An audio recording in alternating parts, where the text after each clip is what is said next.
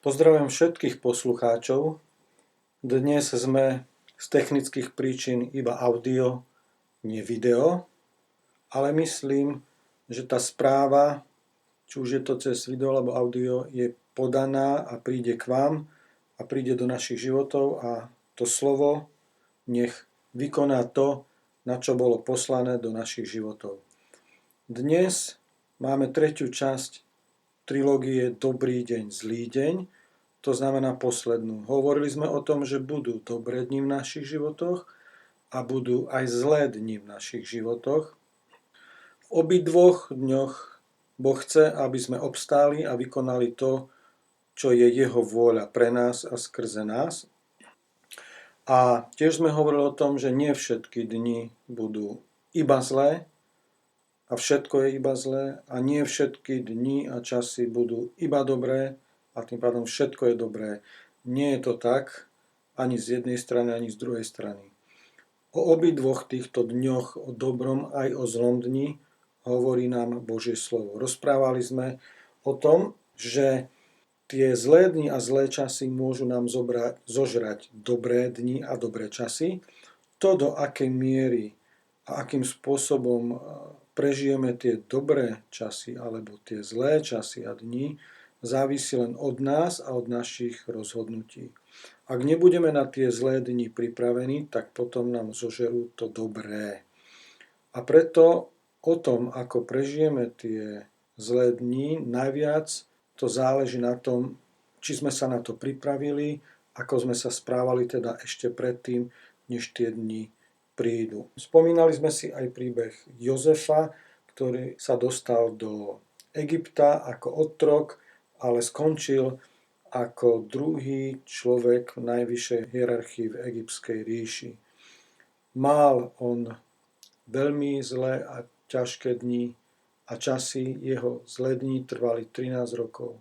Ale v podstate on sa cez tieto zlé dni pripravil na to, čo malo prísť a čo by ináč bolo záhubou Egypta aj okolitých národov a skrze neho bol tak zachrániť nielen Egypt a okolité národy, ale zároveň aj jeho rodina, z ktorej vznikol izraelský národ. Dnes budeme hovoriť práve o tomto izraelskom národe a o ich ceste z Egypta do zasľúbenej krajiny. Začneme v 2. Mojžišovej 3:23 až 25. A stalo sa po dlhom čase, že zomrel egyptský kráľ a synovia Izraelovi vzdychali od ťažkej roboty a kričali a ich volanie o pomoc vystúpil hore k Bohu od tej roboty. A Boh počul ich nárek a Boh sa rozpamätal na svoju zmluvu s Abrahámom, Izákom a Jakobom. A Boh videl synov Izraelových a Boh zvedel. Je im ťažko, vzdychajú od ťažkej roboty a kričia k Bohu o pomoc. Verš 25 hovorí, a Boh videl synov Izraelových a Boh zvedel. Na základe ich volania k Bohu im Boh posiela riešenie ich problému, ich zlých dní a zlých časov. Chce zmeniť tie zlé dni a časy na dobré dni a časy. Boh sa rozhodol pre riešenie, ktoré bolo povolať Mojžiša späť do Egypta a vyviesť svoj ľud z tejto krutej nadvlády zo strany faraóna a navyše ich priviesť na miesto, kde budú môcť zažívať to dobré od Hospodina, do zasľúbenej krajiny. 2. Mojžišova 3, 7 až 9. A Hospodin riekol, istotne som videl trápenie svojho ľudu, ktorý je v Egypte, a počul ich krik pre tých, ktorí ho honia, lebo znám jeho bolesti, a zostúpil som, aby som ho vytrhol z ruky Egypťanov a aby som ho vyviedol z tej zeme hore do zeme dobrej a priestrannej, do zeme oplývajúcej mliekom a medom na miesto Kananeja, Heteja, Amoreja, Ferezeja, Heveja a Jebuzeja. A teraz hľa, krik synov Izraelových prišiel ku mne a videl som aj útisk, ktorým ich utiskujú Egypťania. Boh poslal Mojžiša do Egypta z viacerých dôvodov. Jeden z nich bol ten, že mali a zažívali zlé dni a zlé časy. Vzdychali od ťažkej roboty. kričali a volali k Bohu o pomoc. A zároveň ich Boh chcel priviesť na miesto, kde budú môcť zažívať to dobré od Hospodina do zasľúbenej krajiny. Ale oni s takýmto Božím riešením mali problém, pretože sa počas tohto riešenia od nich niečo vyžadovalo. Aj my sme niekedy takí, že od iných niečo vyžadujeme, ale k sebe sme veľmi, veľmi milosrdní. Lenže bez nášho prispietia sa naše zlé dni na dobré časy nepremenia. Naša telesná prirodzenosť vždy bude hľadať ľahké a pohodlné riešenia pre seba. A to uvidíme v príbehu Izraela. 2. Mojžišova 5, 27 až 31. A Hospodin riekol Áronovi, idi v ústrety Mojžišovi na púšť. A išiel a stretol sa s ním na vrchu Božom a boskal ho. A Mojžiš vyrozprával Áronovi všetky slová Hospodinové, ktorý ho poslal, aj o všetkých znameniach, ktoré mu prikázal činiť. A tak išiel Mojžiš a Áron a zhromaždili všetkých starších zo synov Izraelových a Áron hovoril všetky slová, ktoré hovoril Hospodin Mojžišovi a činil znamenia pred očami ľudu. A ľud uveril, a keď počuli, že Hospodin navštívil synov Izraelových a že videl ich trápenie, sklonili svoje hlavy a klaňali sa. Poklonili sa pred Bohom, sklonili svoje hlavy a kláňali sa, teda prijali Božie riešenie, lenže vtedy ešte nevedeli, čo ich bude čakať a čo všetko to bude znamenať pre nich, čo všetko to bude od nich vyžadovať. A prejavilo sa to veľmi rýchlo, keď im prestali dodávať slamu. 2. Mojžišova 5, 19 až 21. A úradníci synov Izraelových videli, že je s nimi zlé, pretože im bolo povedané: neujmete z počtu svojich tehiel, ktoré máte vystanoviť ktorý deň. A stretli Mojžiša a Árona, ktorí im stáli oproti, keď vychádzali od faraóna. A povedali im: nech pohliadne na vás Hospodin a súdi. Už sú nespokojní. Už reptajú a obvinujú zo situácie Mojžiša a Árona, pretože sa im priťažilo. Doteraz to mali ťažké, že až volali k Bohu a keď Boh začal konať, tak boli nespokojní a reptali.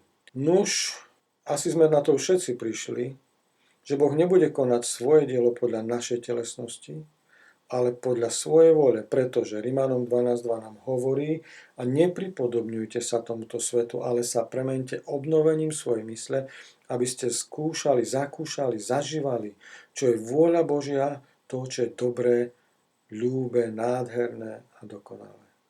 A to platí aj v prípade, že my to prežívame presne naopak, ako oni tam v Egypte. Aj Mojžiš sa pýta Boha, prečo tak robí, že im v podstate priťažil, a Boh mu odpovedal prečo. 2. Mojžišova 6, 1. Tu riekol Hospodin Mojžišovi: teraz uvidíš, čo učiním faraónovi, lebo prinútený silnou rukou prepustí ich a prinútený silnou rukou vyženie ich zo svojej zeme. Faraón samozrejme by ich sám od seba nikdy neprepustil, pretože ich potreboval. A preto Boh cez všetky tie pohromy a znamenia donútil celý Egypt, aby Izrael odišiel z ich krajiny, a ešte k tomu im dali zlato, šaty, šperky a tak ďalej, len aby už odišli. Boh nikdy nejde proti nám, aj keď sa nám to niekedy tak zdá, že nie je na našej strane, ale opak je pravdou.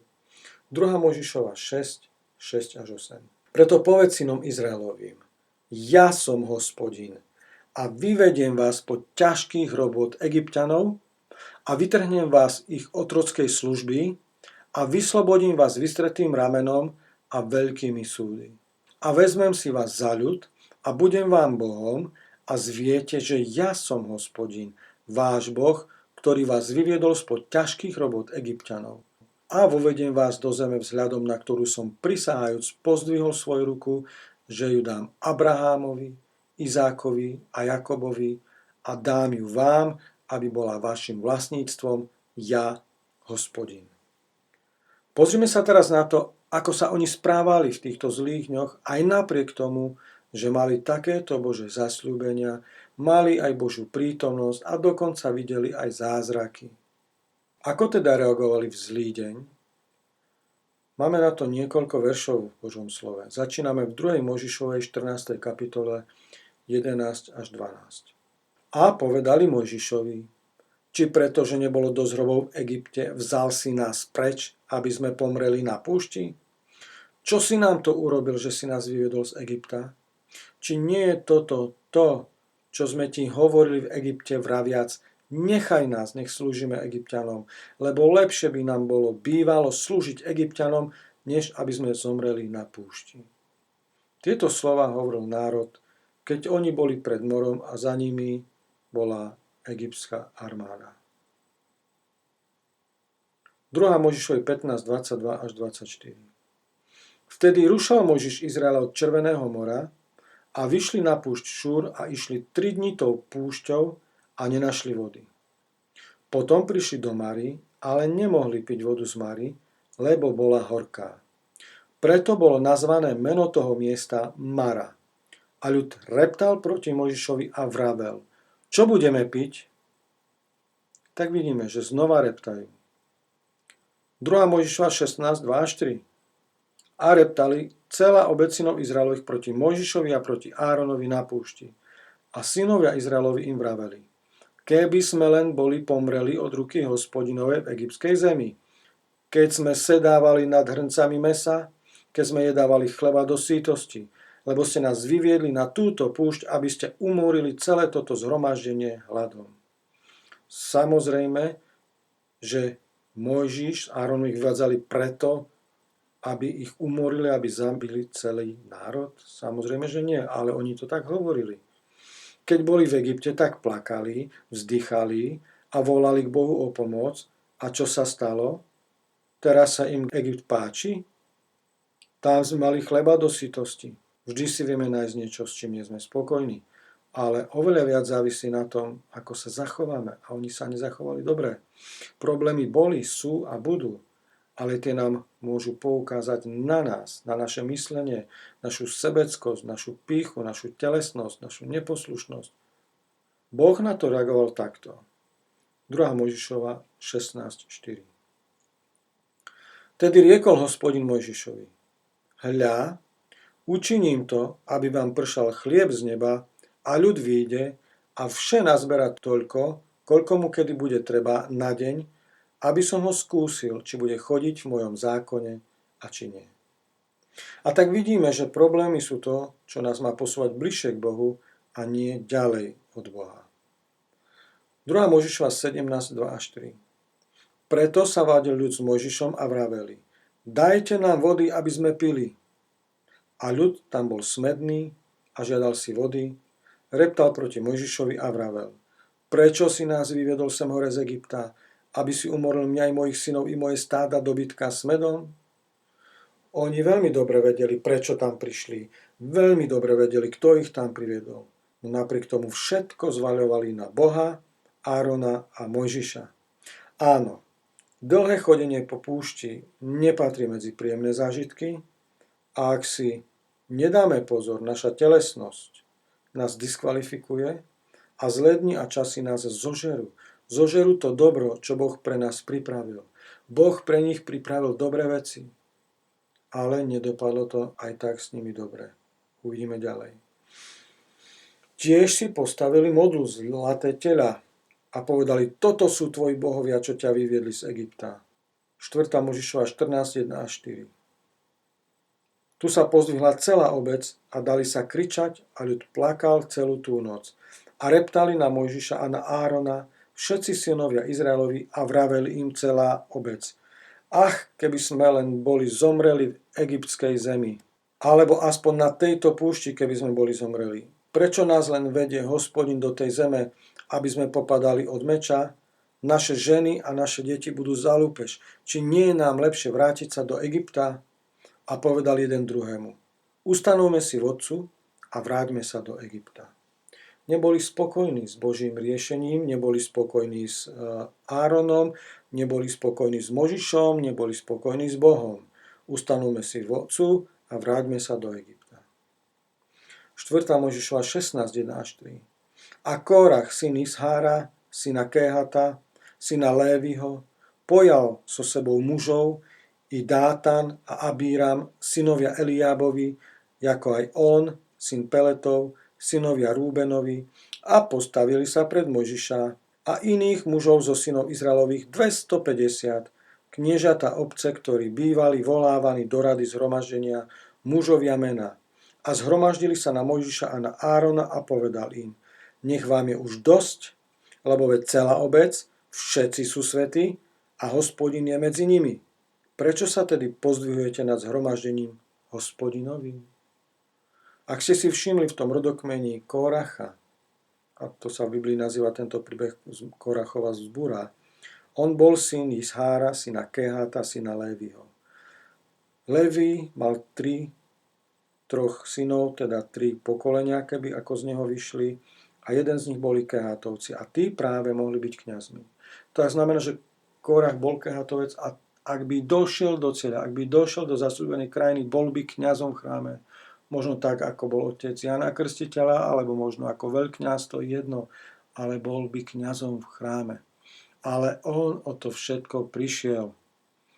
Dovolil zlému zožrať jeho kňazstvo. Ale nie len kňazstvo, ale jeho život a všetko, čo mal. A nie len on, ale aj celá jeho rodina, aj všetci tí ľudia, ktorí sa k nemu pridali. Verše 32 až 33 nám hovoria, že zem otvorila svoje ústa a pohltila ich a ich domy i všetkých ľudí, ktorých mal Kórach i celý ich majetok. Tak zostúpili oni aj so všetkým, čo bolo ich, živí do pekla a zem ich prikryla a zahynuli sprostred zhromaždenia. Človek, pre ktorého bolo pripravené kňazstvo, skončil v pekle. 4. Mojžišova 21.4.6. Potom sa rušali od vrchu hora cestou k Červenému moru, aby obišli zem Edomovu a ľud ustával v duši na ceste. A ľud vravel proti Bohu a proti Mojžišovi: prečo ste nás viedli hore z Egypta? Aby sme pomreli tu na púšti, lebo niet ani chleba, ani vody. A naša duša si už zošklivila ten ničomný chlieb. A Hospodin poslal na ľud jedovatých hádov ohnivých, ktorí štípali ľud, takže zomrelo množstvo ľudu z Izraela. A znova vidíme, ako to zlé zožiera im to dobré. Množstvo ľudu z Izraela zomrelo.